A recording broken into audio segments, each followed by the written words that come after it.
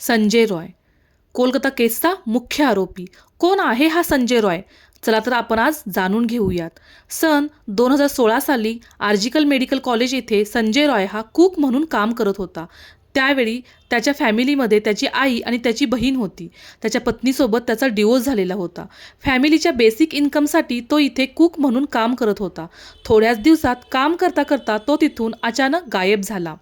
पण जरी गायब झाला असला तरी येथे कोणाला काहीसा फरक पडला नाही. त्यामुळे याकडे कोणी लक्ष दिले नाही. पुढचे 3 वर्ष तो गायबच होता. 3 वर्षानंतर म्हणजे 2019 साली संजय रॉय हा पश्चिम बंगालच्या सिव्हिक व्हॉलेंटियर फोर्समध्ये जॉईन होतो. पश्चिम बंगालमध्ये पोलीस फोर्स कमी असल्यामुळे सन 2012ला पश्चिम बंगाल सरकार ही सिव्हिक व्हॉलेंटियर फोर्सची कन्सेप्ट घेऊन आलेली आहे.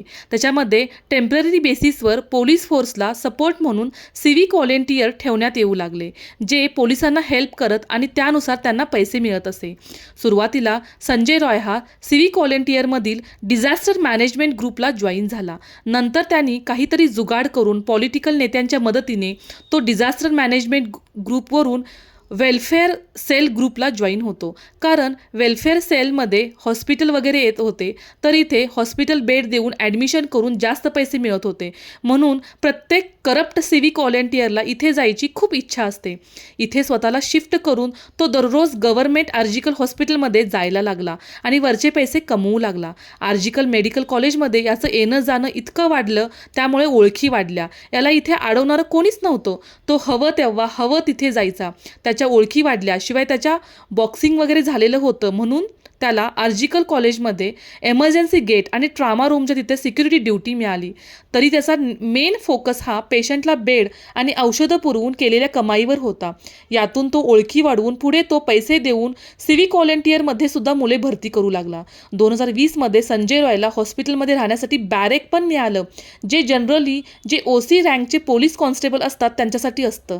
ते याला मिळालं. संजय रॉयला दररोज 5 लिटर पेट्रोल गाडी यूज करण्यासाठी प्लस 12,000 पगार आणि वरचे पैसे पेशंट बेड ॲडजस्ट करून कमवत होता ते वेगळेच. अशी त्याची महिन्याला भरभरून कमाई होत असे.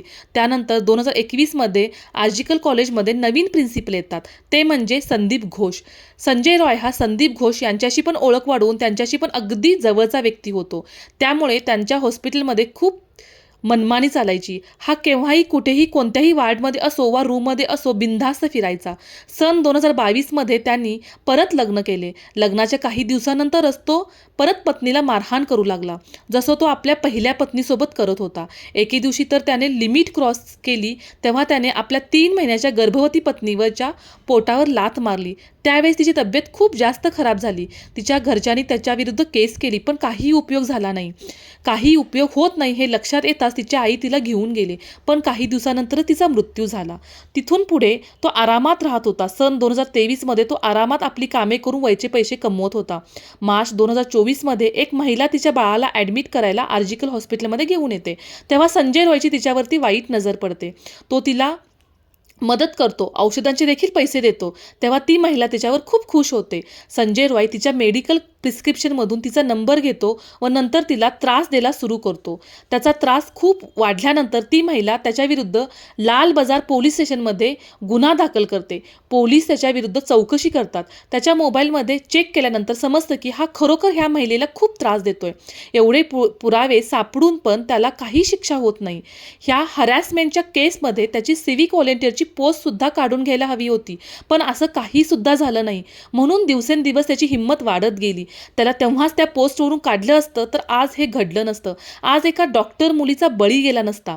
नियमानुसार सिव्हिक व्हॉलेंटियरच्या पोस्टवर असताना कोणत्याही प्रकारची केस असू नये, पण संजय रॉय हा एवढे केसेस असूनसुद्धा तो त्या पोस्टवर बिनधास्त कार्यरत होता.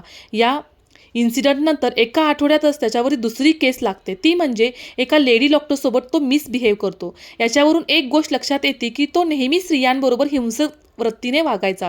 त्याचं कधीच कोणत्या मुलांबरोबर भांडत नव्हतं. तो नेहमी स्त्रियांबरोबर डोमेस्टिक व्हायलन्स क्रिएट करत होता. ऑगस्टच्या फर्स्ट वीकमध्ये संजय रॉय हा सिव्हिक व्हॉलेंटियरच्या कामानिमित्त खडगपूरला गेला होता. तो 8 ऑगस्टला परत आला. त्या दिवशी तो दुपारी हॉस्पिटलमध्ये येतो एका पेशंटच्या ॲडमिशन करण्यासाठी. सिव्हिक व्हॉलेंटियरमध्ये त्याचा एक मित्र असतो, ते पेशंट म्हणजे त्याचे नातेवाईक. त्यावेळेस त्यानं डॉक्टर मोमिता यांना फॉलो पण केलेलं. CCTV फुटेजमध्ये हे समोर येतं. पेशंट पेशंटचे ॲडमिशन करून झाल्यावर तो थोडा वेळ हॉस्पिटलमध्ये फिरतो आणि निघून जातो. पेशंटचं एक्सरे संबंधी काही काम असतं म्हणून पुन्हा रात्री 11 वाजता तो परत हॉस्पिटलमध्ये येतो आणि तिथेच थांबतो, कारण पेशंटचे ऑपरेशन रात्री 1 वाजता ठरलेलं असतं. ऑपरेशन सुरू झाल्यावर तो आणि त्याचा मित्र हॉस्पिटलच्या बॅक साईडच्या गेटला बसून दारू पिण्यास सुरू करतात. थोड्या वेळानंतर ते तिथून जवळच असलेल्या सोनागाची रेड लाईट एरियामध्ये जायचा प्लॅन करतात. थोड्या वेळानंतर ते तिथे जातात. त्याचा मित्र आतमध्ये जातो. संजय रॉय हा बाहेर गेटवरती उभा असतो. गेटवर उभे राहून येण्या जाणाऱ्या महिलांना तो छेडत असतो. थोड्या वेळाने त्याचा मित्र बाहेर येतो. ते परत तिथून जवळ असलेल्या दुसऱ्या रेड लाईट एरियामध्ये जातात. परत त्याचा मित्र आतमध्ये जातो आणि हा बाहेर गेटवर थांबतो. गेटवर थांबलेल्या एका मुलीला पैसे देऊन तिचे प्रायव्हेट फोटो मोबाईलमध्ये मागवून घेतो. थोड्या वेळानंतर त्याचा मित्र येतो. ते थोडा वेळ इकडे तिकडे फिरतात. नंतर त्याचा मित्र उबर बाईक बुक करतो आणि तो तिथून निघून जातो. संजय रॉय हा फुल्ल नशेमध्ये असतो आणि एकटा असतो. तो तिथे बसून अडल्ट कॉन्टेंट बघतो आणि परत भरपूर नशा करतो. रात्री 2 ते 2:30 वाजता तो परत हॉस्पिटलमध्ये येतो. पूर्ण हॉस्पिटलमध्ये तो आपला शिकार शोधत फिरत असतो. वेगवेगळ्या ऑपरेशन थिएटर, टेस्ट डिपार्टमेंट सगळीकडे शोधत तो फिरत असतो की त्याला कोणीतरी एक महिला हवी असते जी त्याचा शिकार होईल. तो सगळीकडे फिरत असतो. हे CCTVमध्ये दिसून येतं. तो वेगवेगळ्या चेकअप रूममध्ये जातो. मग 4:03 तो तिसऱ्या मजल्यावरील सेमिनार हॉलमध्ये पोचतो. तिथे गेल्यावरील तो तिथले डॉक्टरला बघतो आणि तिच्यावर अटॅक करतो. तो खूप घाणेरड्या पद्धतीने अटॅक करतो. तिला खूप मारतो. तिचा गळा दाबतो. ती खूप प्रतिकार करते. पण ह्या राक्षसाने आपले सगळे लिमिट क्रॉस केले होते.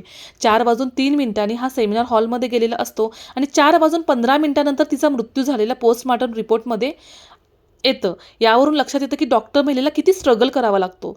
तो 37 मिनिटं सेमिनार हॉलमध्ये असतो. ती बिचारी लढली, शेवटच्या श्वासापर्यंत लढली आणि शेवटी तिने तिची प्राणज्योत मावळली. एवढं घाणेरडं कृत्य करूनसुद्धा तो हॉस्पिटलमध्ये मिळालेल्या त्याच्या रूममध्ये जाऊन निवांत झोपतो. पुढे काय झालं हे तर तुम्हाला माहीतच आहे. तर मित्रमैत्रिणींनो, अशा या संजय रॉयला फाशीची शिक्षा झाली पाहिजे आणि डॉक्टर मोमिताला न्याय मिळाला पाहिजे. धन्यवाद. माझा व्हिडिओ आवडला असेल तर नक्की लाईक आणि शेअर करा आणि अशाच नवनवीन व्हिडिओसाठी माझ्या चॅनलला सबस्क्राईब करा.